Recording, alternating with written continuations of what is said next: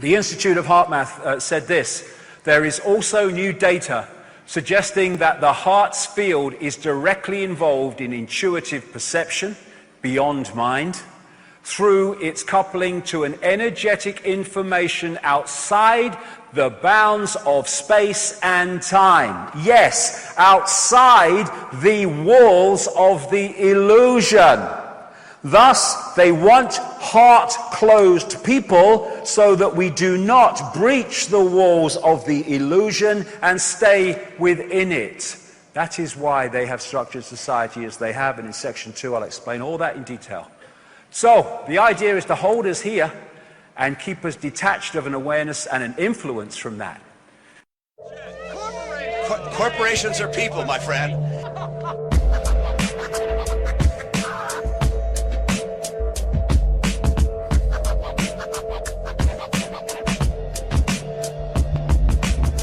GreenZilla, hubbing fences like a Palestinian. Predator drones will your family to oblivion. Dimensional doorways, my rap style comes through this. Trapped in the knowledge and the hologram of Judas. Outcast and vicious, terror plot to witness. False flag attacks leave him sleeping with the fishes. And Birdie Murdoch coming with the sod off. No longer in interest when that money supply's cut off. And it seems that my composition is a holographic apparition that came from superstition. And I don't know my religion, but if I had to guess, I'd say it's all science fiction. And if I was immune to you, you'd see through me and see through the aberration of what I knew. But nothing is sacred, and in the city of vaulted secrets, you'll never make it. Life's an illusion, a digital transmission of waveforms suspended in remission. The mind is a computer of dedication. The only way out is devastation. life's an illusion, Corporations are people, my friend. life's an illusion.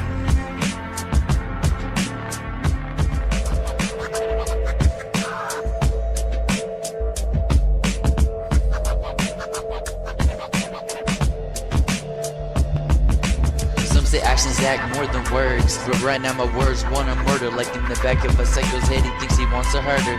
From the amount of ink I put to paper, I think it deserves a burger. But my hunger is escalating to the point where the pain's like the heart of a raver, bubbling like a fucking raid. Don't make me start a raid, cause that means you're the one who helped me ignite it. So for you to know, I think I ride it, I flow it, and you know I'm rowing this boat at 40 knots.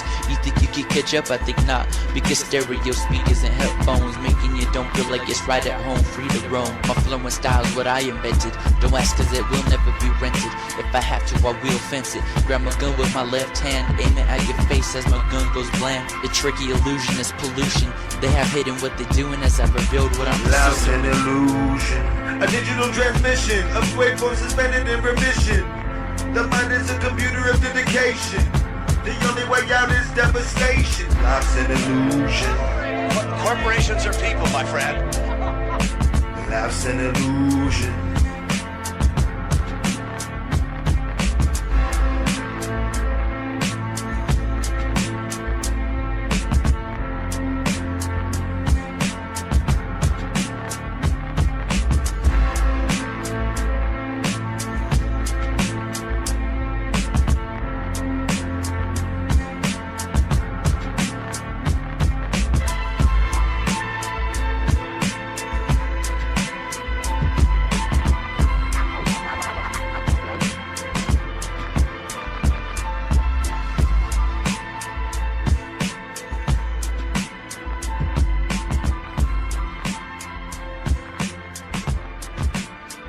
Time is an illusion, and it's used to control us so powerfully. The body is a biological computer, and it allows us to experience this reality, but if that becomes the sense of who we are, we shut out that, and then big time we are open to control. We talk about a computer when it won't work and won't switch on. We say, my computer's dead. Well, when we die, we don't die. The computer ceases to function, and the true self goes on living its infinity. There is no death. And what do you do when your computer, oh, my computer's broken down, it won't work. What are you going to do? I'm going to get another computer. Reincarnation.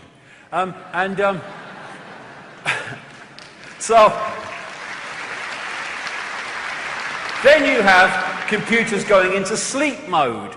Well, so do we. Well, we tick over on very, very little energy, except me last night. I never slept a bloody wink. And then you have the antivirus systems in computers, which are seeking out threats to the operating system to give them a smack and stuff them out. We have a fantastically advanced one called the human immune system. And what happens when a new virus in the computer world comes and your antivirus technology is not used to it, it can get through and destroy the operating system. What happens when people like Europeans took smallpox to North America and the Native Americans? They went down like 9 pins because their antivirus, their immune system was not used to that. Same thing, just more advanced. The DNA is the human body computer's central processing unit, CPU, or rather hard drive. The brain is the CPU. It's the hard drive that holds the genetic blueprint. And therefore, when you have people, and there are some doctors that have studied this, I know one in particular who's done a lot of research on it, they found that when people have had heart transplants, particularly heart transplants, funnily enough, but transplants of lungs and other organs, they have taken on not just the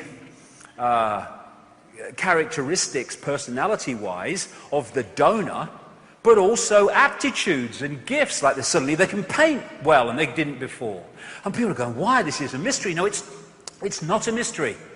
What is downloaded from the donor to the receiver is information, which is now available to the receiving operating system and can influence the aptitudes, thoughts, and actions of that system. And this is the CPU, the brain, the central processing unit, which processes information, but the whole genetic system is processing information, and this, in its true power, is the biggest processor of information.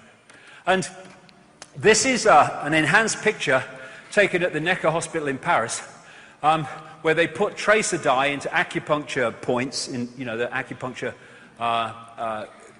healing system. And I looked at that and I thought, that's a motherboard.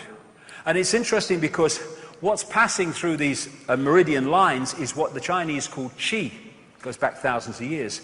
And what they found is when the qi energy passing through these lines is not moving at optimum speed, it's too fast or it's too slow, then there is manifest in that body a mental or emotional or physical dis-ease, disharmony. And of course, what happens when a virus hits a computer? What's the first thing we see?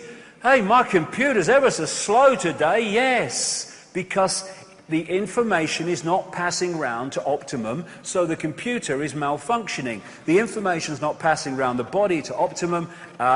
The body computer is malfunctioning, which we call dis-ease. And what acupuncture is doing with the needles and various other techniques is balancing this flow of qi information to restore that harmony.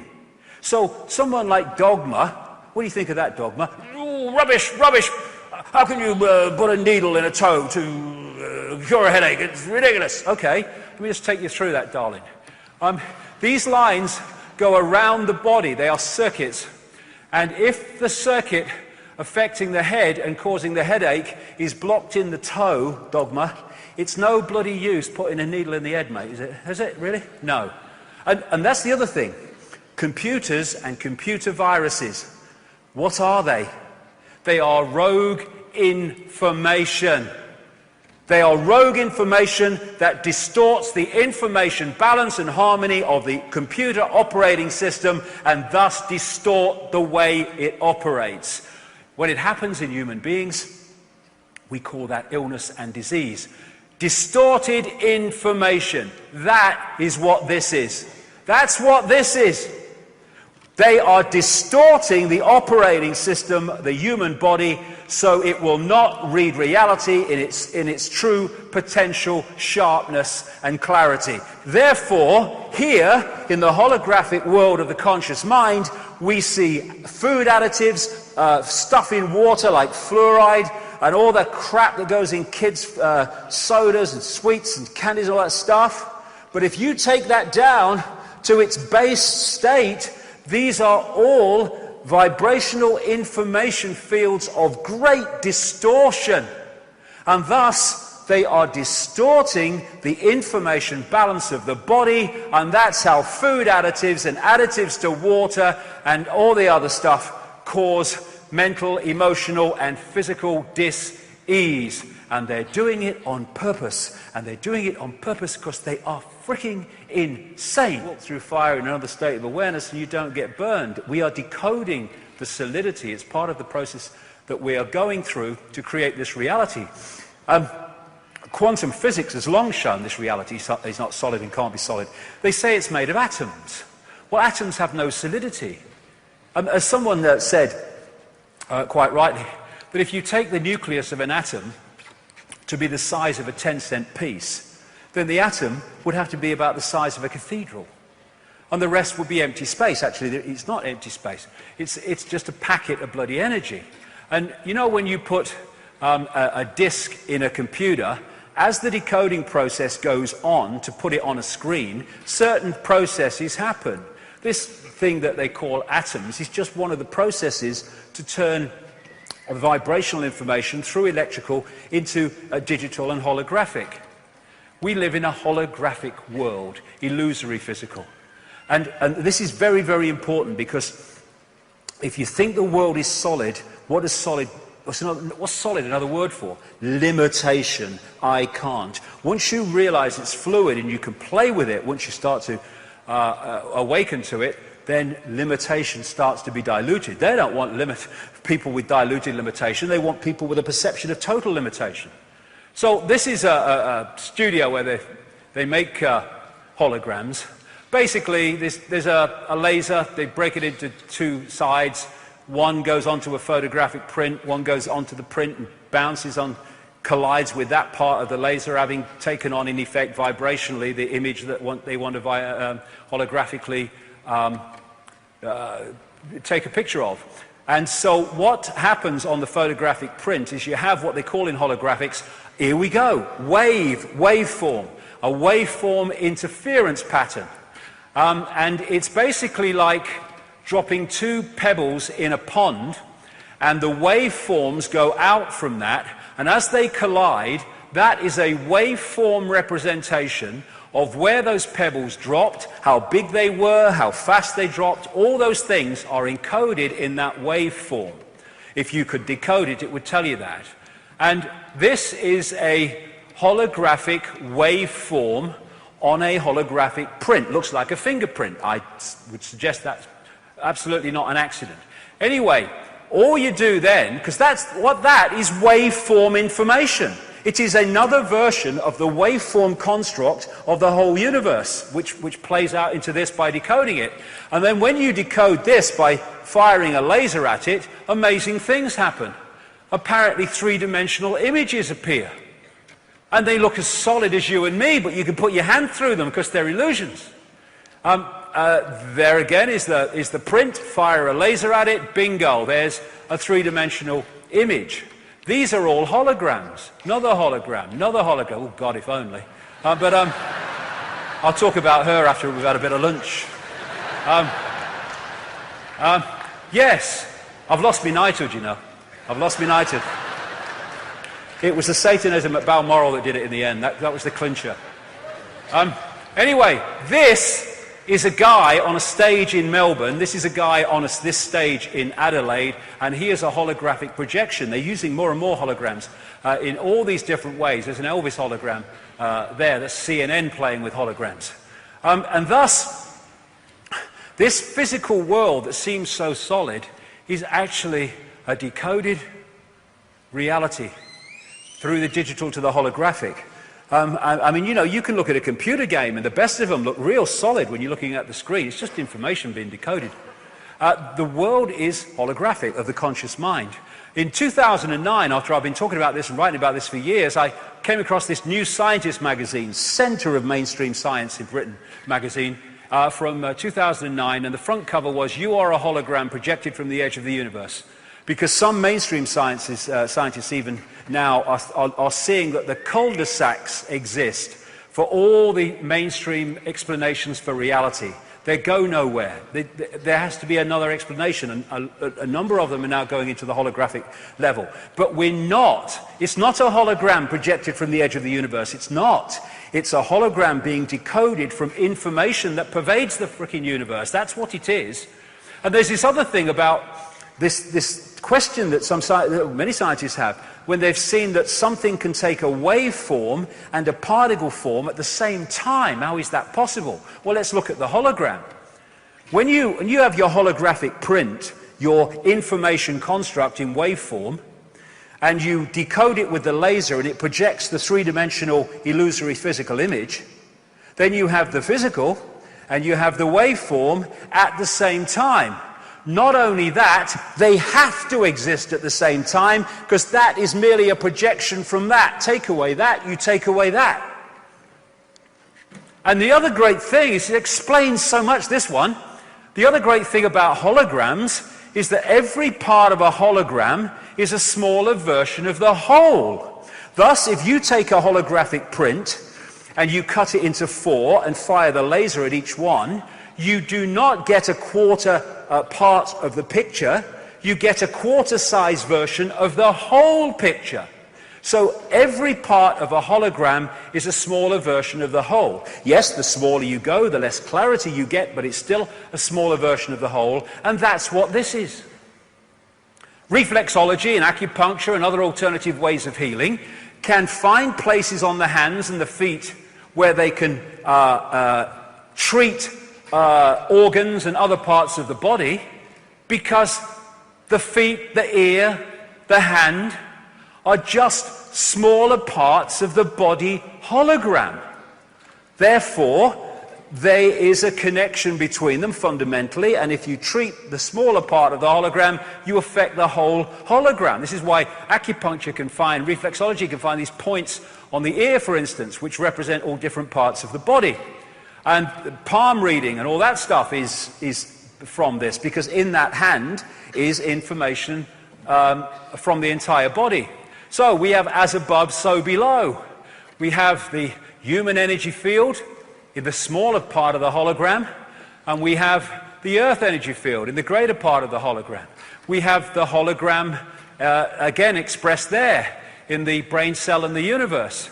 And as William Blake, in a greater part of that poem, to see a world in a grain of sand and heaven in a wild flower, hold infinity in the palm of your hand and eternity in an hour. A pinhead and infinity are the same thing. This is just one point, literally, within the greater ocean. And this is what we are, a point of attention within the greater ocean. And again, scientists have said, how can particles communicate when they're billions of miles apart and communicate instantly? Answer, they are not billions of miles apart. They are expressions of the one infinite whole, and thus, when they move as the one infinite whole, their communication must be instant, because there is actually no space between them. And then, dogmas. Dogma's got a fret on now. Astrology. Astrology! Freaks! Rubbish! Well, let's have a look what astrology is. We see planets and stuff like that moving around. But if we go back to the waveform construct from which everything comes, this is just the holographic decoded level of them, they are information fields. And as they move through the greater information field, they are impacting cosmic internet, posting, receiving, upon the greater field. We interact with that greater field. So as the planets move, the information fields move, and affect the greater field, they are influencing us. And if we are locked into a certain point in this cycle, then we take on a different expression of that universal field when we connect with it, what we call birth. Some people say, when we are first created, and before the birth process happens. But therefore, we take on a different field part of the universal field. So as we go through life, we are going to be influenced and be affected by the greater changes in the greater field as the planets move around and go into their conjunctions and stuff, than someone who comes in at a different point and therefore takes on a different expression of that field. It's all energy interacting with each other, information interacting with each other. And when you take the holographic nature of reality, never mind the greater consciousness, even at the level of the body, we are a smaller version of the universe. Because the universe is holographic, therefore we are a smaller version of the universe. We've come a bloody long way from Charlie Smith driving his bus and Ethel Jones at the store that they want us to believe we are. Then there's the digital level. This is another level which can explain a lot of things. Then now, this is getting closer and closer to our reality now, our experienced reality. They're now creating digital holograms. This is a mainstream media report about them, and it says, and they look real, so real that when Ford used a digital hologram to show off a car concept model, people stopped, afraid to walk into it. They thought the holographic car was really there. That car is a hologram. It's not solid, but just appears so. This digital hologram has taken it even further.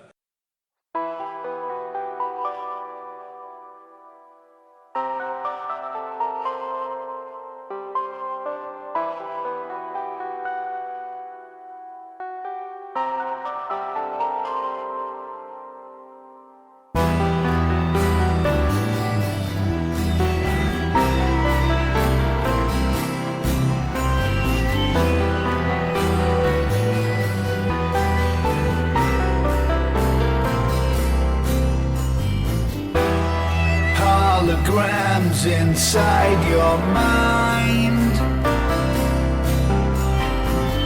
It's just a construct, all you seek and all you find. Decoded energy, a symbol of divine. You are the source and in your actions you define. Don't waste your life on immaterial schemes. Defend your right to follow your destiny. Holograms inside your mind. A fractal construct, all you seek and all you find. Decoded energy, a symbol of divine. You are the source and in your actions you define. Don't waste your life by losing sight of your dreams. Defend your right to follow your destiny.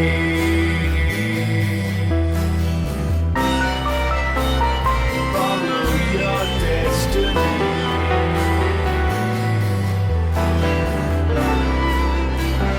Follow your destiny.